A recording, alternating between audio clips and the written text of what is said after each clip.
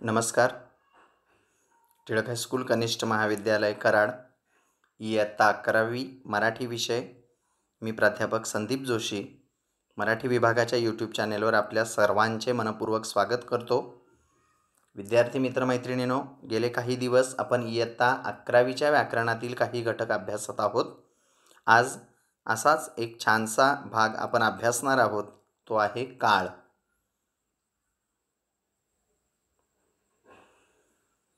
काळ याच्याविषयी माहिती घेत असताना सुरुवातीला आपल्याला वाक्य आणि त्या वाक्यात असणारे क्रियापद यांचाही अर्थ किंवा यांचं महत्त्व लक्षात घ्यावं लागतं. क्रियापद म्हणजे काय, तर वाक्याचा अर्थ पूर्ण करणारा क्रियावाचक शब्द. म्हणजेच वाक्यात जी क्रिया असते ती क्रिया आपल्यापर्यंत पोहोचवणारा अर्थपूर्ण असा जो शब्द आहे तो शब्द म्हणजेच क्रियापद असतं. आणि त्यामुळे वाक्याचा अर्थ पूर्ण करणारा क्रियावाचक शब्द म्हणजे क्रियापद होय. हे क्रियापद आपल्याला क्रियेचा बोध करून देतं. म्हणजे काय, तर क्रिया नेमकी कोणती आहे हे आपल्याला कळतं. त्याचप्रमाणे ती क्रिया कोणत्या वेळी घडत आहे हेही हे क्रियापद आपल्यापर्यंत पोचवत असतं, त्याचाही बोध करून देत असतं. आणि म्हणूनच काळ याची व्याख्या करताना असं म्हणावं लागतं, क्रियापदावरून जसा क्रियेचा बोध होतो तसंच क्रिया कोणत्या वेळी घडत आहे याचाही जो बोध होतो त्यालाच काळ असे म्हणतात. विद्यार्थी मित्रमैत्रिणींनो, आपल्या सगळ्यांना माहिती आहे, शालेय स्तरावर याचा अभ्यासही झालेला आहे, की मुख्य काळ हे 3 प्रकारचे असतात. पहिला काळ आहे वर्तमान काळ. क्रियापदाच्या रूपावरून क्रिया आत्ता घडत आहे असे ज्या वेळेला समजते तेव्हा तो वर्तमान काळ असतो. एक उदाहरण पहा, अथर्व अभ्यास करतो. इथं करतो हे क्रियापद आहे आणि करण्याची क्रिया ही आत्ता घडत आहे असा बोध ह्या क्रियापदाच्या रूपावरून आपल्याला होतो. आणि त्यामुळं क्रिया आत्ताही घडत आहे, त्यामुळे इथे वर्तमान काळ आहे. दुसरा काळ आहे भूतकाळ. क्रियापूर्वी घडून गेलेली आहे असं क्रियापदाच्या रूपावरून समजतं तेव्हा तो भूतकाळ असतो. म्हणजेच काय, तर क्रियापूर्वी घडून गेलेली आहे, ती आत्ता घडत नाही आहे तर घडून गेलेली आहे आणि त्यामुळे इथे भूतकाळ होतो. वरील वाक्यच भूतकाळात आपल्याला लिहायचं असेल तर ते असं लिहावं लागेल, अथर्वने अभ्यास केला. इथं केला हे क्रियापद आहे, त्याच्यातून काय अर्थबोध होतो, क्रिया घडून गेलेली आहे.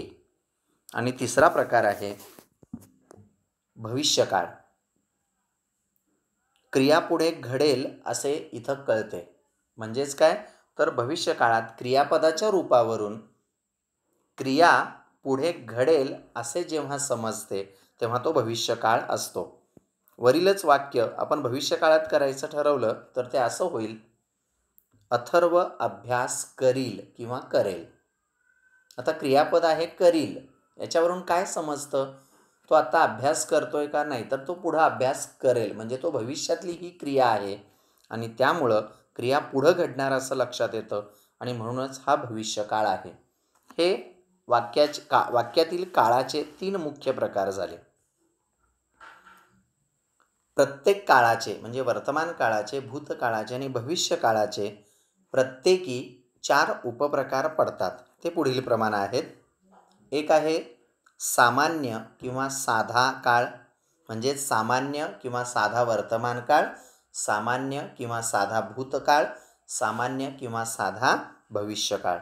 त्याच पद्धतीनं अपूर्ण काळ, तिसरा प्रकार आहे पूर्ण काळ आणि चौथा प्रकार आहे चालू पूर्ण काळ किंवा त्याला रीती काळ असं म्हणतात. यांची आपण थोडक्यात माहिती घ्यायचीच आहे, पण त्यापैकी चौथा जो प्रकार आहे रीती काळ किंवा चालू पूर्ण काळ, याविषयी आपण अधिक थोडीशी माहिती घेणार आहोत. चला तर मग काळांचे हे उपप्रकार आपण अभ्यासूया. पहिला काळ पाहूया, वर्तमान काळ. आपण मगाशी पाहिलंच, वाक्यातील क्रियापदाच्या रूपावरून क्रिया आत्ता घडते आहे असे जेव्हा समजते तेव्हा तो वर्तमान काळ असतो. त्यातला पहिला प्रकार आहे साधा किंवा सामान्य वर्तमान काळ. ज्या वाक्यातील क्रिया वर्तमान काळात घडते त्या वाक्यात साधा वर्तमान काळ असतो. म्हणजे क्रिया वर्तमान काळात घडते असं ज्या वेळेला त्या क्रियापदावरून किंवा त्या वाक्यावरून समजतं त्यावेळेला तिथं साधा वर्तमान काळ असतो. उदाहरण पहा, मी गाणे गातो. गाण्याची क्रिया सुरू आहे आणि त्यामुळं मी गाणे गातो हे वाक्य साध्या वर्तमान काळातील आहे. गाण्याची क्रिया वर्तमानात घडते आहे म्हणून इथं साधा वर्तमान काळ तुम्हाला दिसून येईल. एक महत्त्वाची गोष्ट इथं लक्षात ठेवा, साधा वर्तमान काळ कुठला, कसा ओळखायचा? तर जे शास्त्रीय नियम असतात, नैमित्तिक नित्य घडणाऱ्या घटना ज्या असतात, जे त्रिकाल सत्य असतं, सुविचार असतात, म्हणी असतात, ह्या नेहमी साध्या वर्तमान काळात असतात.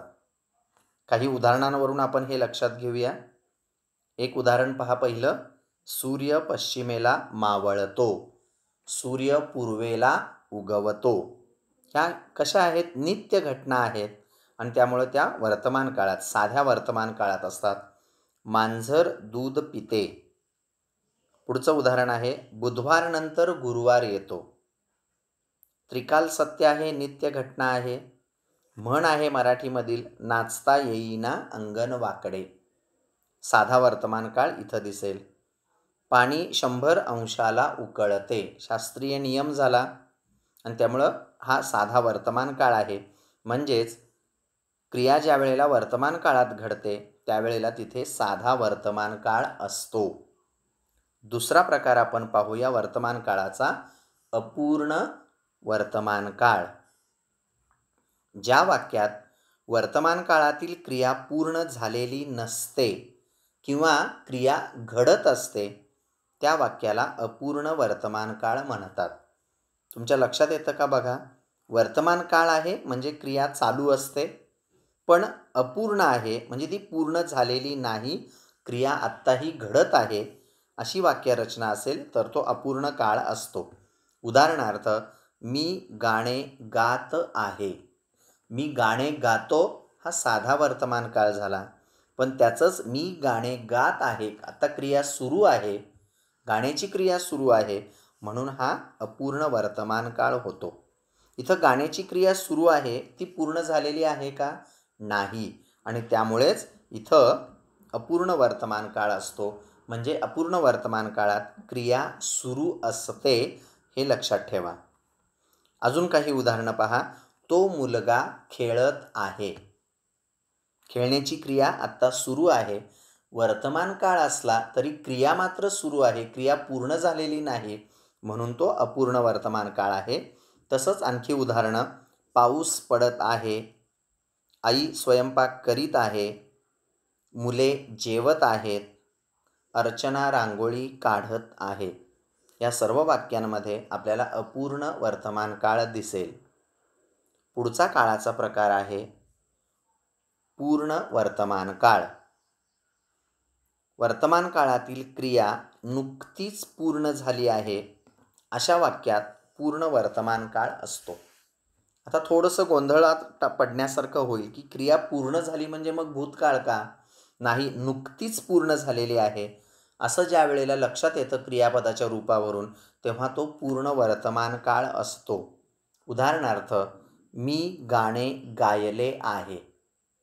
खूप दिवसांपूर्वी वगैरे गायले की नाही, आत्ता गाऊन क्रिया पूर्ण झालेली आहे नुकतीच, आणि त्यामुळे इथं क्रिया पूर्ण आहे पण वर्तमान काळातील आहे म्हणून पूर्ण वर्तमान काळ होतो.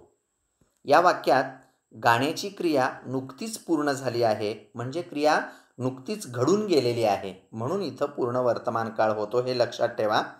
आणखी काही उदाहरणं पहा पूर्ण वर्तमान काळाची. मुलाने पुस्तक वाचले आहे, राजूने लाडू खाल्ला आहे, तन्मय झाडावर चढला आहे, सीमाने बासरी वाजविली आहे, आणि शेवटचं उदाहरण आहे, माझा अभ्यास झाला आहे. आता इथं लक्षात येतं का बघा, वाचले आहे, खाल्ला आहे, झाला आहे, अशा प्रकारची संयुक्त क्रियापदं इथं आलेली तुम्हाला दिसून येतील. म्हणजे क्रिया नुकतीच घडून पूर्ण झाली असेल तर तो पूर्ण वर्तमान काळ असतो. आणि शेवटचा काळ आहे वर्तमान काळातील उपप्रकार चौथा, रीती वर्तमान काळ किंवा चालू पूर्ण वर्तमान काळ. ज्या वाक्यात वर्तमान काळातील क्रिया ही सतत किंवा नेहमी घडण्याची रीत असते, प्रथा असते, पद्धत असते, असा अर्थ व्यक्त होतो, तेव्हा त्या वाक्यात रीती वर्तमान काळ असतो किंवा त्यालाच चालू पूर्ण वर्तमान काळ असे म्हणतात. उदाहरण पाहूया आपण. मी गाणे गात असते किंवा असतो. आता इथं लक्षात येते का बघा, गाणं गात असते असं म्हटलेलं आहे. म्हणजेच काय, तर गाण्याची क्रिया ही सतत घडणारी रीत आहे. वाक्याचा अर्थच तसा होतो, असा बोध आपल्याला होतोय का नाही पहा. आणि म्हणून इथं चालू पूर्ण म्हणजे चालूही झालेला आहे, आत्ता तो चालू आहे आणि त्याच म्हणजे क्रिया चालू आहे आणि पूर्णही झालेली आहे. मी गाणे गात असते आणि त्यामुळंच गाण्याची क्रिया सतत घडणारी रीत आहे असा बोध होतो इथं. त्यामुळे इथे रीती वर्तमान काळ होतो. एखादी क्रिया सतत घडणारी असते त्यावेळेला हा रीती वर्तमान काळ असतो. म्हणजेच काय, तर रीती काळामध्ये एखादी सतत घडणारी क्रिया दर्शविली जाते. आणखी काही उदाहरणं पाहूया म्हणजे तुमच्या लक्षात येईल. मुलगा पुस्तक वाचत असतो म्हणजे तो वाचलेलाही आहे आणि आत्ताही वाचत आहे आणि त्यामुळे इथं चालू पूर्ण अशा दोन्ही क्रिया आहेत, म्हणून हा रीती काळ असतो. राजू लाडू खात असतो. तन्मय झाडावर चढत असतो. सीमा बासरी वाजवीत असते. आणि शेवटचं उदाहरण, मी अभ्यास करीत असतो.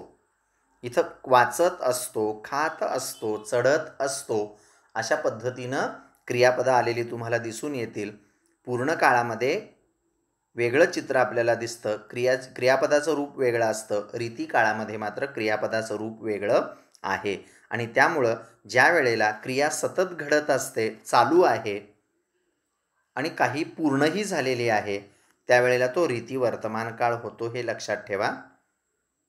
काळाचा मुख्य दुसरा प्रकार आपण पाहत होतो भूतकाळ. भूतकाळ म्हणजे काय, तर क्रिया पूर्ण घडून गेलेली आहे, पूर्ण झालेली आहे आणि ती पूर्ण घडून गेलेली आहे, तिथं भूतकाळ असतो. त्यातला पहिला प्रकार आहे साधा भूतकाळ. या वाक्यातील क्रिया भूतकाळात घडते असा बोध आपल्याला होतो, तिथं साधा भूतकाळ असतो. म्हणजे क्रियापदाचं रूप हे क्रिया घडून गेलेली आहे हे दर्शवतं. मी गाणे गायले. मी गाणे गातो असं आहे का नाही, गातो म्हटलं की वर्तमान काळाला. मी गाणे गायले, क्रिया घडून गेलेली आहे आणि त्यामुळं इथं भूतकाळ होतो.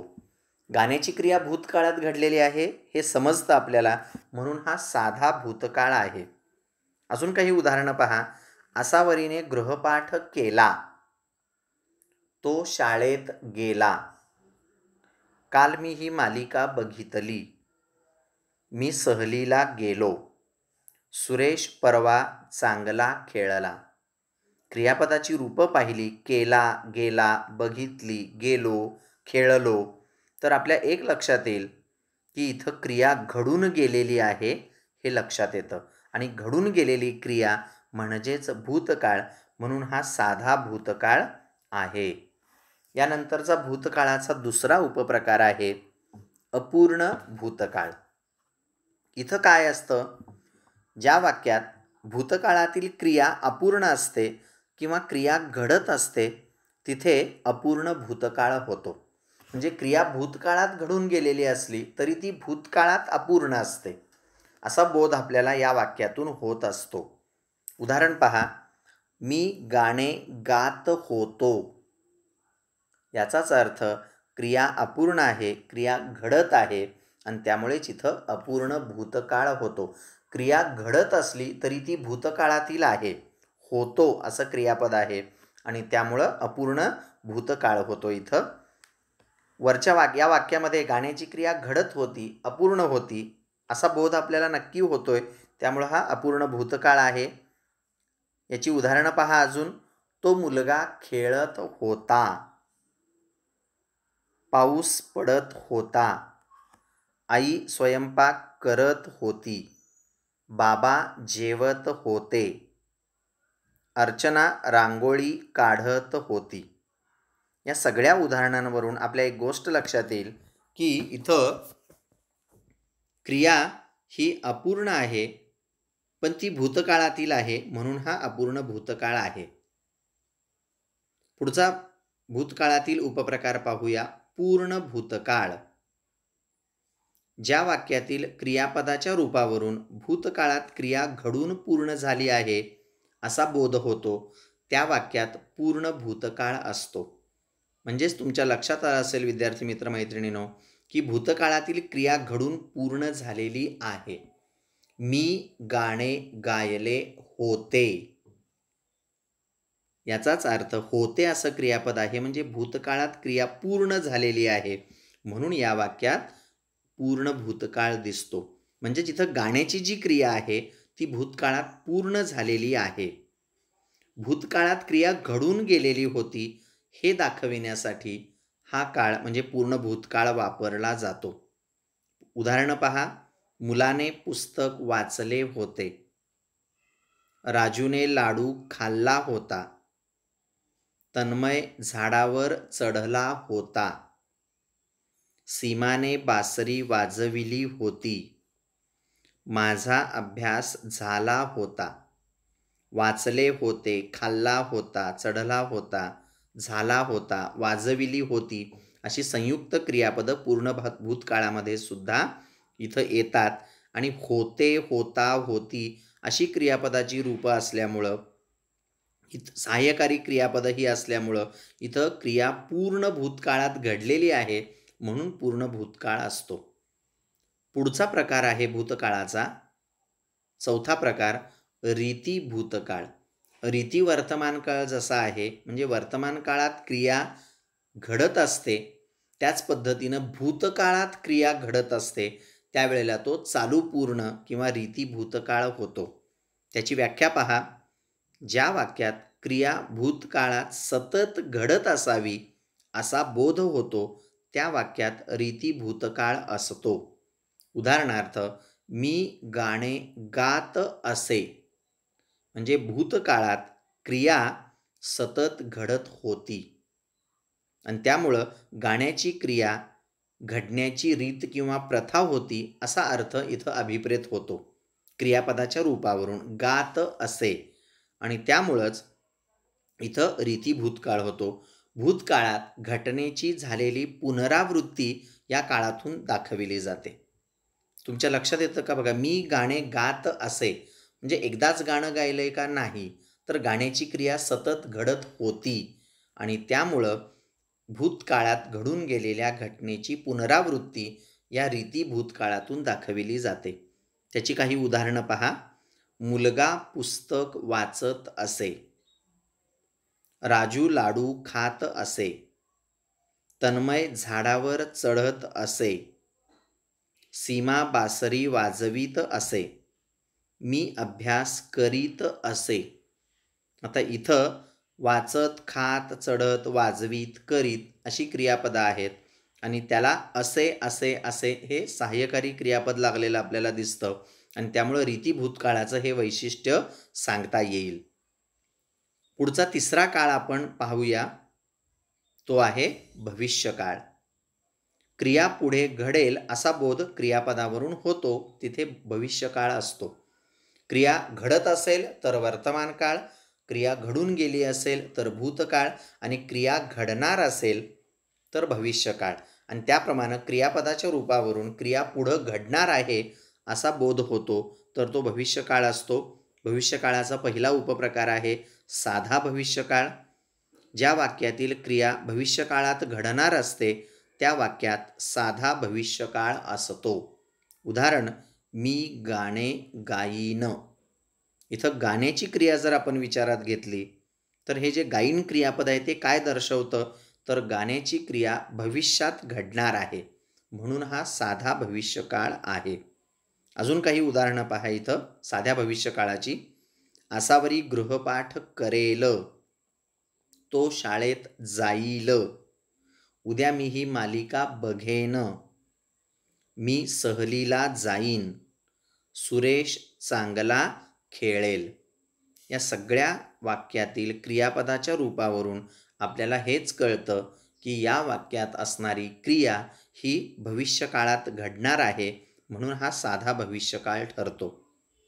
भविष्यकाळाचा पुढचा दुसरा प्रकार आहे अपूर्ण भविष्यकाळ.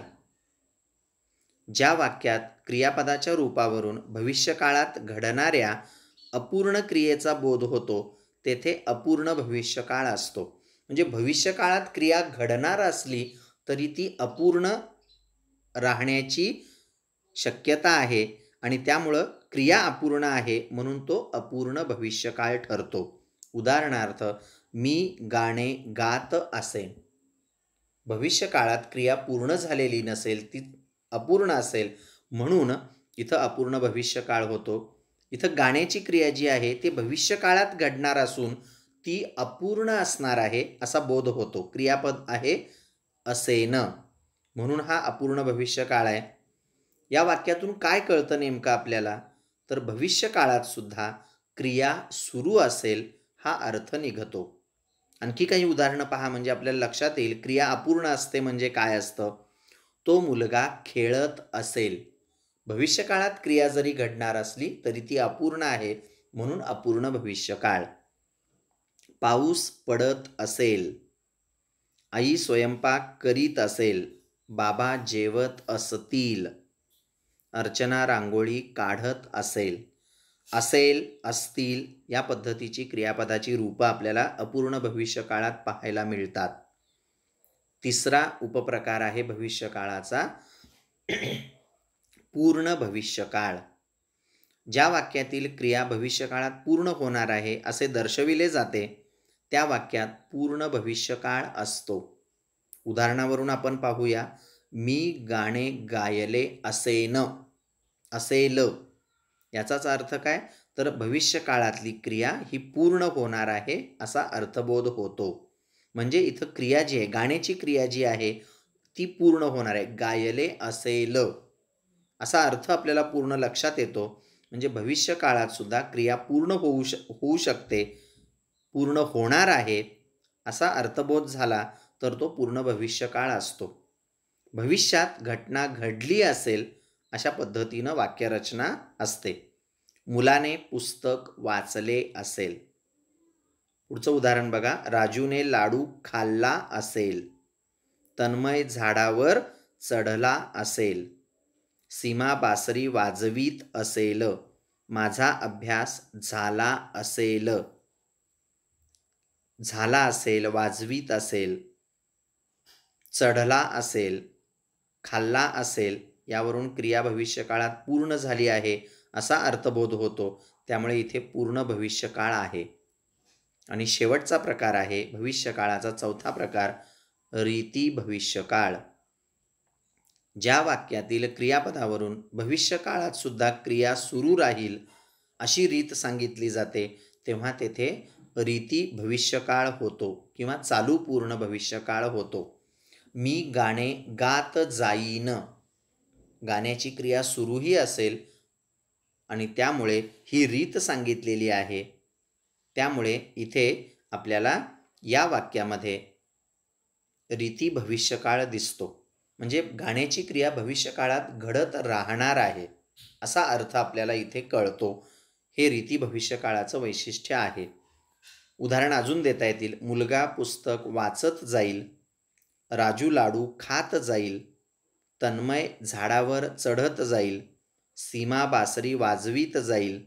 मी अभ्यास करीत जाईन. म्हणजे भविष्यकाळात क्रिया सुरू राहणार आहे, ती पूर्ण होणार नाही आहे किंवा अपूर्णही असणार नाही आहे आणि त्यामुळे चालू पूर्ण भविष्यकाळ म्हणजेच रीती भविष्यकाळाची ही उदाहरणे आहेत.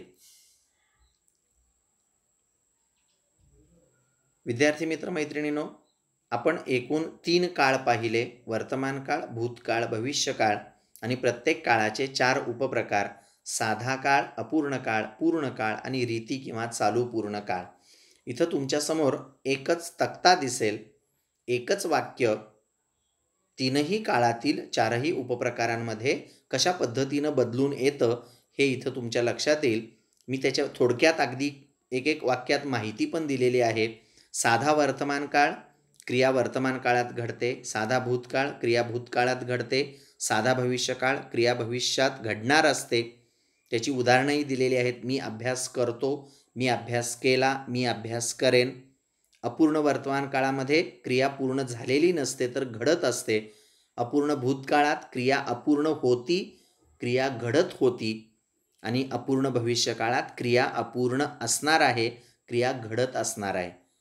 ती वाक्य होतात. मी अभ्यास करत आहे. अपूर्ण भूतकाळात मी अभ्यास करत होतो, अपूर्ण भविष्यकाळात मी अभ्यास करीत असेन. पूर्ण वर्तमान काळ क्रिया नुकतीच पूर्ण झालेली आहे, मी अभ्यास केला आहे. पूर्ण भूतकाळात क्रिया पूर्ण घडून गेलेली आहे, त्यामुळे मी अभ्यास केला होता. आणि पूर्ण भविष्यकाळात क्रिया भविष्यात पूर्ण होणार आहे असा अर्थबोध होतो आणि त्यामुळे वाक्य होतं मी अभ्यास केला असेल. रीती वर्तमान काळात क्रिया वर्तमान काळात घडण्याची रीत आहे. रीती भूतकाळामध्ये भूतकाळात क्रिया सतत घडत होती आणि भविष्यकाळात रीती भविष्यकाळात क्रिया भविष्यकाळात सतत सुरू राहील असा अर्थबोध होतो आणि त्यामुळे रीती वर्तमान काळाचं वाक्य होईल मी अभ्यास करीत असतो. रीती भूतकाळामध्ये ते वाक्य होईल मी अभ्यास करीत असे आणि रीती भविष्यकाळात मी अभ्यास करीत जाईन. म्हणजेच तुमच्या लक्षात आलं असेल आपण एकूण काळाचे 3 मुख्य प्रकार आणि प्रत्येकी 4 उपप्रकार म्हणजे एकूण 12 काळ पाहिले. ह्या एकाच तक्त्यामध्ये तुम्हाला 12 काळांची माहिती मिळेल आणि त्यामुळे आवर्जून हा तक्ता लिहून काढा, याचा वारंवार अभ्यास करा. सर्वात महत्त्वाची गोष्ट आहे ती म्हणजे हा तक्ता. याच्यानंतर विद्यार्थी मित्रमैत्रिणींनो, आपण एक महत्त्वाची गोष्ट बघायची आहे म्हणजे अगदी धावता आढावा घेऊया. रीतिकाळ काय आहे? रीतिकाळ म्हणजे चालू पूर्ण काळ. क्रिया सतत घडत असते म्हणजे रीती वर्तमान काळ. क्रिया सतत घडून गेलेली असते म्हणजे रीती भूतकाळ आणि क्रिया सतत घडणार असते त्यावेळेला रीती भविष्यकाळ. उदाहरणार्थ मुलगा पुस्तक वाचतो असं एक वाक्य असेल तर ते रीती काळामध्ये कसं तिन्ही काळात वापरता येईल? उदाहरण बघा. वर्तमान काळात रीती वर्तमान काळात मुलगा पुस्तक वाचत असतो. भूतकाळात कसं होईल हे वाक्य? मुलगा पुस्तक वाचत असे, क्रिया चालू होती आणि भविष्य काळात क्रिया सुरू राहणार आहे म्हणून वाक्य बनतं मुलगा पुस्तक वाचत जाईल. दुसरं उदाहरण पहा. राजू लाडू खात असतो. वर्तमान काळ रीती वर्तमान काळ. राजू लाडू खात असे रीती भूतकाळ. राजू लाडू खात जाईल रीती भविष्यकाळ. तन्मय झाडावर चढत असतो रीती वर्तमान काळ. तन्मय झाडावर चढत असे रीती भूतकाळ आणि तन्मय झाडावर चढत जाईल हा रीती भविष्यकाळ ठरतो. आधीच्या PPTवरचा चार्ट ज्याप्रमाणे 12ही काळांची माहिती देतो त्याप्रमाणे रीती काळाविषयी आणि त्याचे 3 उपप्रकार म्हटले तर रीती वर्तमान काळ, रीती भूतकाळ आणि रीती भविष्यकाळ या काळाविषयीची माहिती या तक्त्यातून तुम्हाला मिळेल. त्यामुळे या तक्त्याचा सुद्धा तुम्ही आवर्जून अभ्यास करा. विद्यार्थी मित्रमैत्रिणींनो, रीती काळाची वैशिष्ट्ये जर पाहायची झाली तर अगदी थोडक्यात आपण वैशिष्ट्ये पाहूया. सामान्यपणे संयुक्त क्रियापदांचा वापर होतो. खात असतो, खात असे, खात जाईल या पद्धतीनं संयुक्त क्रियापदे इथे असतात आणि या संयुक्त क्रियापदांच्या रूपावरूनच क्रियेचं सतत चालणारं रूप आपल्याला दिसतं म्हणजेच क्रियेची पुनरावृत्ती कळते. क्रिया सतत घडत आहे, घडत होती किंवा घडत असेल हे आपल्या लक्षात येतं. सतत चालणारी क्रिया कोणत्या काळात चालली आहे हेही याच्यावरून कळतं. म्हणजे क्रिया घडत असेल तर तो रीती वर्तमान काळ. क्रिया घडून गेली सतत घडत होती असं जर म्हटलं तर रीती भूतकाळ आणि क्रिया सतत घडणार असेल तर तो रीती भविष्यकाळ होतो. बऱ्याचदा धातूला प्रत्यय लावून क्रियापद बनते. म्हणजे काय हे तुम्हाला कंसातील शब्दांवरून लक्षात येईल. खा हा धातू आहे त्याला प्रत्यय लावला तर खात. मी खात असतो, मी खात होतो, मी खात असेन. खात बोलचं बोलत होतं, करचं करत होतं, गाचं गात होतं, वाचचं वाचत होतं. या पद्धतीनं धातूला प्रत्यय लावून क्रियापद बनतं. विद्यार्थी मित्र मैत्रिणींनो, तुमच्या लक्षात आलं असेल की आपण काळ याचा अभ्यास केलेला आहे. काळाचे एकूण 12 प्रकार अभ्यासलेले आहेत. त्यातील रीतिकाळाची थोडी अधिक माहिती घेतलेली आहे. नेहमीप्रमाणे स्वयं अध्ययनासाठी तुम्हाला वेगळ्या पद्धतीनं अभ्यास दिलेला आहे. खाली मी काही 10 वाक्य दिलेली आहेत. ती एकूण 10 वाक्य आहेत. ती प्रत्येकी 10 वाक्य तुम्ही वाचा, व्यवस्थित वाचा आणि ती 10 वाक्य इथं तुम्हाला स्क्रीनवर ज्याप्रमाणे एक तक्ता दिसतो आहे, त्या तक्त्यातील काळाच्या प्रकारानुसार ते वाक्य तयार करून तक्ता पूर्ण करावयाचा आहे. म्हणजेच कृष्ण बासरी वाजवितो. कुठला काळ आहे तिथं ते वाक्य लिहा आणि तेच वाक्य म्हणजे कृष्ण बासरी वाजवितो हे वाक्य 12 काळांमध्ये तुम्हाला लिहावयाचं आहे. अशा पद्धतीनं ही पुढची 10 वाक्य तुम्ही या तक्त्यामध्ये बसवायचे आहेत. म्हणजे प्रत्येक वाक्याची 12 वाक्य बनतील. अशी 10 वाक्यांची एकूण 120 वाक्य तुम्हाला बनवायची आहेत. मला खात्री आहे स्वयं अध्ययनासाठी ही जी 10 वाक्य दिलेत ती जर तुम्ही या तक्त्याप्रमाणे तयार केलात तर कोणताही काळ तुम्ही कधीही विसरणार नाही. वाक्य कुठले आहेत बघा. कृष्ण बासरी वाजवितो, निलेश आजारी पडला.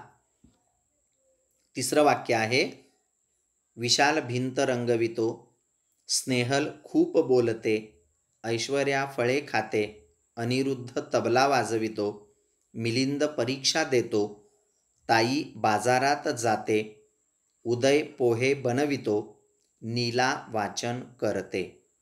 मी परत एकदा सांगतो, प्रत्येक वाक्य काळाच्या 12 प्रकारांमधून तुम्हाला लिहून काढावयाचं आहे. म्हणजे प्रत्येक वाक्याचा एक एक तक्ता बनेल. अशा पद्धतीनं ही 10 वाक्य तुम्ही स्वयं अध्ययनासाठी लिहावयाची आहेत. बरं आहे तर मित्रांनो, आमच्या टिळक हायस्कूल कनिष्ठ महाविद्यालयाच्या यूट्यूब चॅनेलला तुम्ही भरभरून प्रतिसाद देतच आहात. तो असाच पुढे देत राहाल याबद्दल मी आपल्या सर्वांचे आभार मानतो. पुन्हा एक छानसा असाच व्याकरणाचा व्हिडिओ घेऊन मी प्राध्यापक संदीप जोशी तुमच्या भेटीला नक्की येतो. पुन्हा भेटूया. धन्यवाद.